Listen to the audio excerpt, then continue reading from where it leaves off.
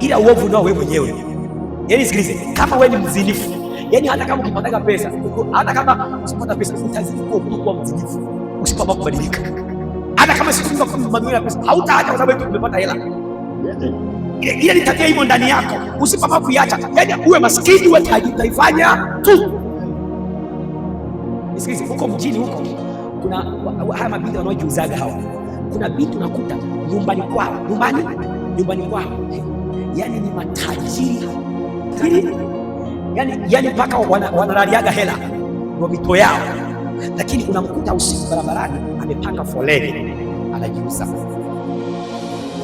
na yuko pale. Sio kama hana pesa, pesa anazo nyingi sana, inaonyesha hela, lakini kwa sababu ni roho imo ndani yake ndio inayomwendesha kufanya ile dhambi. Haifanyi kwa sababu hana hela, no, pesa anazo, ila ni tabia iliyomo ndani yake, ni roho iliyomo ndani yake. Usisingizie kwamba pesa ni chanzo cha uovu. Pesa haijawahi kuwa chanzo cha uovu. Uovu umo ndani yako wewe mwenyewe na sio pesa.